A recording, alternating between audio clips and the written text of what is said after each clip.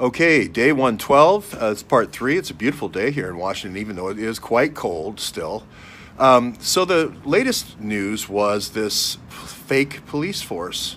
Now, we had a fake police officer here in our lobby after a task force room was turned over. Then a very solid female cop came in, very professional, was filling out a police report. She left the room and said, "I'll be right back."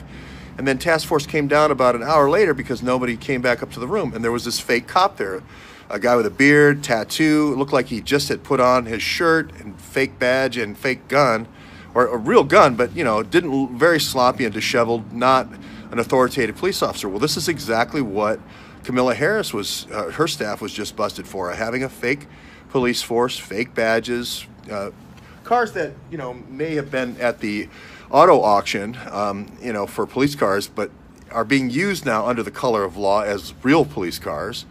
And that is pretty much what Kamala Harris got busted for. So were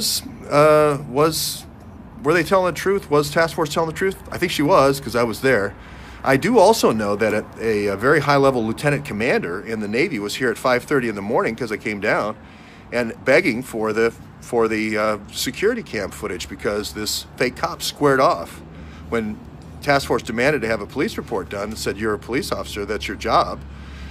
He squared off on her, you know, did not unholster the weapon, but grabbed the weapon and squared off on her. So this is something that is real. And if you don't think JTTF runs this, then, well, you don't have to think that. But JTTF is in this position of being a part of a program and the counterintelligence side that got developed 20 years ago with John Brennan, and Andy McCabe was the knight in shining armor inside the FBI, fixing all the little, being the hands and feet of John Brennan, and they have infiltrated the FBI through the counterintelligence division. It's just the way it happened. Same way that the Nazis that came over here in Fort Hunt and the counterintelligence division of the Nazis got into the CIA, same exact way. So, and then this whole idea of nuclear Nazi. Oh, by the way, it was a Navy guy and that asked for the tape. They got the tapes.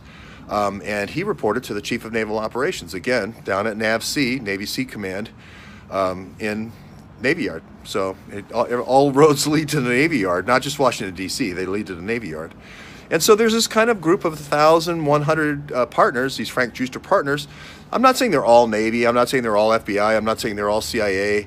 I'm not saying they're all Wall Street types and mining types. But it's a group. It's a consortium of about 1,100 of them. So anyway, they are acting like nuclear Nazis, so that's why I call them the nuclear Nazis. And they do bear an awful strong resemblance to Reinhard Gehlen, Rod Rosenstein, and Mueller certainly looks very much like Heinrich Mueller.